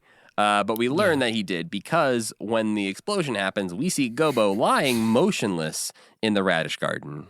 So then they sing him a special "You're Dying" song Well, to help ease his pain. yes, because Gobo clearly has a concussion in this scene because he is crushed under this thing and he starts to talk and he thinks Uncle Traveling Matt is there. And so he asks Uncle Traveling Matt to sing him Muck and Goo, which is a song from his childhood, apparently, and is a song of everyone's childhood, apparently, because we get to see a flashback to young Gobo getting sung to by Uncle Traveling Matt, and we get to Really see cute. Junior Gorg getting sung to by Pa Gorg. The same little lullabies travel throughout the Fraggle and Gorg kingdoms here. I thought this was freaking adorable. It didn't really teach anybody anything. And it's not like Pa. I kind of thought Pa would hear Muck and Goo and be like, Junior, I love you. But in the end, he's actually just like, Junior, you're even bigger idiot. Well, kind of. Junior lies. Yes, Junior gets away with it. But yeah, Junior has the moment where he hears Muck and Goo, and he remembers, oh, my dad was nice to me once. But unfortunately, it doesn't change anything about their current relationship. But we do get to see a little baby Gobo puppet I love this. who looks a lot like the Gobo puppet that was weird to us when he was like in a sleeveless shirt. Who had the short sleeves on, yeah. That was... But he had like his chest fur was out as a child. He's got like a little bit of a V-neck going on and wears a little crown. little Jughead hat. He's got a very Jughead hat. Yeah. But then Ma and Pa Gorg come back and see what has happened to their castle. And very upset about who could have attacked them. And this is when Junior Gorg is trying to defend himself and saying, it's not what you think, it's not what you think. And they say, well, who was it? Who attacked the castle? And he's like, it was what you think. Yeah, Someone came by and pretty attacked good. and knocked me out. Pa Gorg during this section has a line that I really liked where he says, we're fearless to the last hairy hair on our terrible bodies. I like that a lot too. I like that they love that they're so big and nasty. Yeah. But yes, this is where we also learn that they are happy that Junior couldn't destroy Fraggle Rock because that is actually the Kissing Rock, the traditional place to have first kisses for Gorgs, where they say that someday Junior will get to kiss his first Gorg sitting on that rock or standing near it. I don't really know what they do. Something. They go near the rock and Yeah. kiss. And then what does he do? He asks his dad if his mom is a good kisser. Says, hey, Daddy, Why? does Ma kiss good? And then he doesn't answer him, and so he keeps repeating it as the credits start to, like, as we go to the end of the episode. And yeah, That's my terrible son. it's just one of those things where I think Junior comes across as like, if a 5-year-old asked a dad, Daddy, does mommy kiss good? He'd be like, oh, that's funny. Like, he doesn't know what he's talking about. But when like a 20-year-old, Junior's like 35 years old. yeah, and if like a 25-year-old's like, "Hey, Dad, does Mom kiss good?" It's like, "Shut up." It's time for you to move out. Yeah. What? Yeah, what? I don't What know. is the implications of this? Who knows? I honestly, He's not going to kiss his mom. I don't think so. I don't think he's like, well, I only know 2 other Gorgs. One lady Gorg. There's got to be some other. There's like some loser daughter out there somewhere who's going to come kiss Junior. Oh, not their daughter, like a different daughter. No, Gotcha. no, a different daughter in a different Gorg kingdom that also thinks they're the last Gorg. It is interesting to think about Someday like we'll- the size of the Gorg kingdom, because clearly they're leaving sometimes and going somewhere. But Yeah. if they're the king and queen now, but yet growing up they kissed by that rock for the first time, clearly they grew up around the Gorg castle at some point. So I don't know if they Yeah. inherited this from family, like if Pa Gorg's pa was king. His says that the crown was given to him by his great There you go. Look at that. Okay. So yeah, So it also obviously skipped over a bunch of his relatives. If his great grandfather gave Pa the crown, what about his dad and stuff? how long do Gorgs live? I don't know. Maybe we'll find out more. We have lots of seasons and episodes Maybe left of we'll Fraggle learn Rock, more. Sam. But for now, Yeah. what did you rate this episode? I gave that one 3 stars because it was just Yeah, alright. that seems fitting. I like that you don't even try. I'm just going to keep giving them scores and you're not even going to try. Yeah, and I'll just let you know whether or not I agree or disagree with your rating. Okay. Well, that means it's time to move on to our Muppet of the Week. This week's Muppet of the Week is Boober Fraggle. Okay, wait a minute. So according to Michael K. Frith, they are the last 3 Gorgs, but they don't know that they're the Oh, last that's 3 Gorgs. so much sadder. That's really sad. Wow. Well, anyway. Yeah, on that cheery note, let's talk about this self-described quivering collection of the worst and least helpful emotions, Boober Fraggle. He is paranoid, he's a bit of a hypochondriac, but he is one of our main 5 Fraggles that we have here on Fraggle Rock. For those that maybe for some reason listen to this episode and don't know who Boober Fraggle is, he's the bluish, greenish one with, like, you know, he's got the red hair, he's got no visible eyes that's tucked under his hat, and he also wears a moldy-looking scarf. But I think even when he has his hat off, he still doesn't have any eyes. True, yes. His eyes are hidden, presumably maybe under his hair, or he just doesn't have eyes. He works off of echolocation. Could be. He's a cave creature. His job is doing the laundry, which he loves doing, and overall, he's mostly just extremely a pessimistic character, which leads to my favorite lines in the series most of the time. But we will also eventually get to see his love of cooking that he has not really gotten to show off yet in the episodes that we have seen. He debuted in 1983, just like all the other Fraggles. Jerry Nelson apparently originally wanted to play Boober and asked Jim Henson for the role, but Jim had Gobo in mind for Nelson and convinced him to play that role instead. So yeah, Dave Goelz stepped in and performed Boober forever, till this day. So good job, Dave. But along the way, there have been some other Boobers. Sean Johnson was the performer of Boober in the Do It Anyway, Ben Folds 5 music video. And then nowadays, Dave Goelz is the voice performer of Boober on things like Fraggle Rock, Rock On, and Fraggle Rock, Back to the Rock. But he is no longer puppeteering on those shows.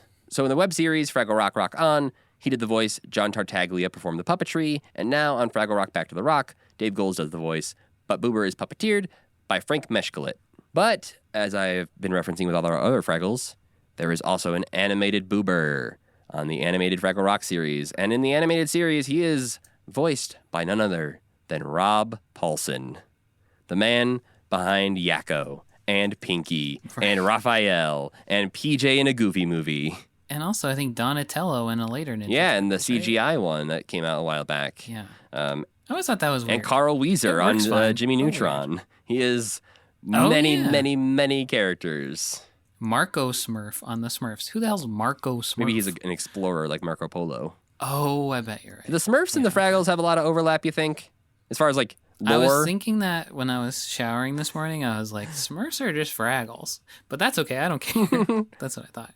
I think I always thought that Gorgs ate Smurfs because Gargamel eats Fraggles. I mean, other way Yeah. around. That Gorgs ate Fraggles because Gargamel Gargamel ate would Smurfs. eat a But they Fraggle don't. if he could. Oh, for sure. Gargamel would eat anything. The Smurfs, I think, are a little bit more worldly. I think they understand things better than the Fraggles do, especially because they have Papa Smurf, who seems to know stuff and like knows people. I think he's like been out in the world and kind of came back and was like, "Here's like traveling Matt, except he's smart." Do the Smurfs exist in like our world, or do they have their own like fantasy world? They have their own It's like except okay. So do you want to know the origin of the Smurfs? Might as well. We're here now. There's a French comic strip that is about these two kids who live in like a fanciful kingdom, and at one point they meet the Smurfs in this comic strip, and it's like a well, it's like, what's a comic where a character replaces another character but they still have the same.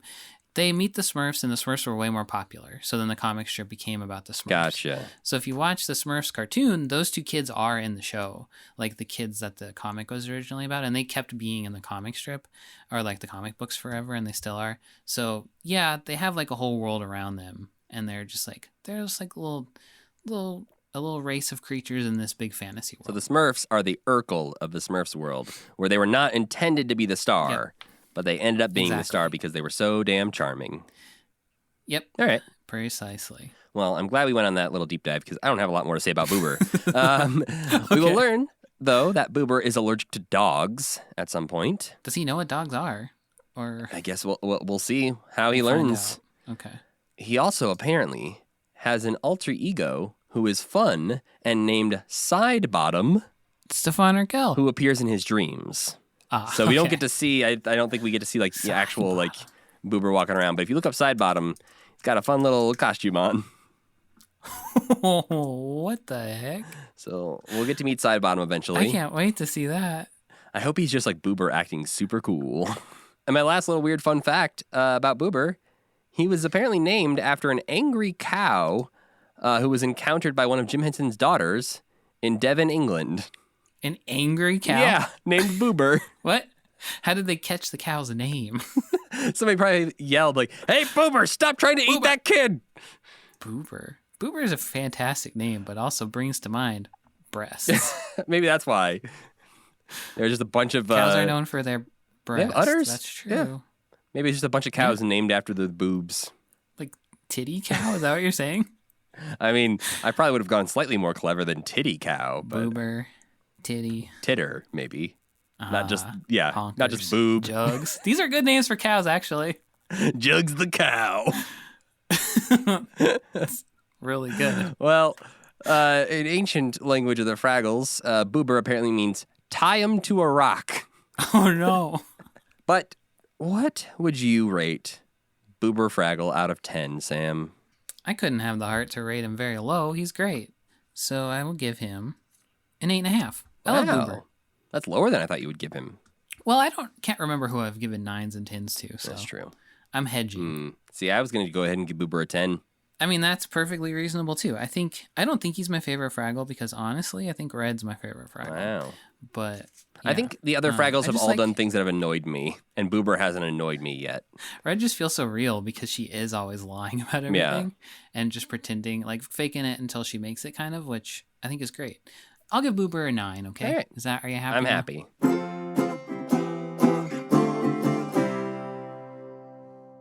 So before we get out of here, I need to ask Sam, did you have time to enjoy any non-Muppet things this week? Yeah, I kind of feel like I watched a bunch of stuff, but one thing I watched was the 1987 movie Mannequin. Have you ever seen this? No. I know what it is, but I have not seen it. It's really good. So do you ever watch a movie that's old and you're like, oh my God, movies used to be so much better. We don't know what we don't like, even movies that at the time were like, this was one of the worst movies ever made. And then you watch it and you're like, if this came out today, actually, people would think it was pretty good because movies suck so bad now. It's one of those movies where it's awful, but it's really fun to watch. And it's not bad enough that it's like Mystery Science Theater bad. It's just bad. But it has some really funny jokes and Kim Cattrall looking foxy in this one. And I was reading like interviews with her and she's like, I loved this movie because I was like 10 years older than my co-star. So I got to be like the strong woman, which is totally true. Her character is like really cool. Even though for some reason she turns into it. So she's from ancient Egypt and she doesn't want to get married. So she prays to the gods to not get married. And then she is zapped away and then becomes a mannequin for some reason in modern times. All right. So that's the worst part of Yeah. the movie because it doesn't make any sense. But because she could have just been a mannequin. I don't think anybody would have been like, how did this mannequin come to life? Well, she was in ancient Egypt. But also Kim Cattrall does not look ancient Egyptian in any capacity at all. But that's beside the point. Anyway, I like that movie. And then I watched All Quiet on the Western Front because it's nominated for Best Picture. More like All Boring on the Western Front. Got him. Got him. It was interesting while I was watching it, but then when it was over, I was like, I don't really know what I'm supposed to have taken away from that. War is bad. Duh. Then I read about the Wikipedia, I read about the book, and the book's way different than the movie. So it's kind of like they like changed the ending and changed a bunch of stuff, and it's kind of like, okay, well, what was the point of that? And then I'm also watching Poker Face. Have you watched this? I have not yet. I like it okay. The first episode is really good, and the next 3 episodes are pretty good. Are good. I won't say pretty. I'll say good. Then the most recent episode I thought was pretty bad. But the same could be said of any mystery show. I think like you're gonna have like dud mysteries. This one's a little cheating because like you do. It's like Columbo where you know the solution the whole time, except Columbo, he like knows when people are lying, but he kind of has to like get there slowly. But so this character knows when people are lying like magically. So then it gets a little bit more like, oh well, that's kind of like she doesn't have to get to know anybody because she can be like, you're lying. And Columbo has to be a little bit more like, so tell me more about that, and kind of get in there with his guile. But it's fun, and the acting like that. What's her name? Natasha Lyonne. Yeah, she's great. She's really great, and always fun to watch. And I don't know, it's a good time. It's perfectly enjoyable television. How about you? Speaking of perfectly enjoyable television, I watched. Speaking of Kim Cattrall, I watched the new episodes of How I Met Your Father, which is back for season 2. She is the mother in that series. Who's telling the story from the beginning? Yeah. Okay. But also speaking of perfectly, watchable TV, I watched that 90s show on Netflix. Oh no! Speaking and of all these perfectly reboots. watchable? It is fine. It is. I think if you go back and watch like season 1 of that 70s show, it's a little rough. And so I think like if you can kind of erase your memories of the things you enjoyed about that 70s show and go back and watch like the awkward first episodes, it's more like that than it is like that 70s show in its prime. Okay. So, perfectly watchable. It's only like 10 episodes and they're pretty short, so you can like power through it in just like a couple days. And then, just been watching The Last of Us, which is still great. I'll have to check it out. I'm too scared, but I will still try. It's not like a jump scary kind of show. There's like maybe one jump scare a little bit in every episode, but it's mostly like tension more than actual scares. That does it for this week, Sam. And before we go, gotta let the people know, and you know what we're watching next week, because you might think we're finishing. I know what we're watching. You said it earlier. And it is Billy Camping's movie. What's the name? Bob Denver camping movie. No, not Bob Denver. No. What are we watching? That's Gilligan. Oh no. John Denver. There you go. He got it, folks. We are not finishing up Fraggle Rock Season 1 next week because we need to watch and discuss the May 12th, 1983 John Denver TV special, Rocky Mountain Holiday. And so we'll post the link to where you can watch that on our Twitter and Instagram. And we'll also be checking out a short public service announcement featuring Kermit and John Denver. So we need to thank our friend Tuna for making the music for this podcast and Cassie Wilson for singing our theme song. If you're looking for a Commitment enamel pin or information on how to join our Patreon, you can go to commitment.com. If you want to get a hold of us somewhere other than Twitter or Instagram, you can email us at mail@commitment.com. And you can follow us on Twitter, Instagram, and Tumblr at CommitmentPod. But you can follow me at Matthew Gatos. And I'm Sam Schultz. And as always, keep believing. Keep pretending.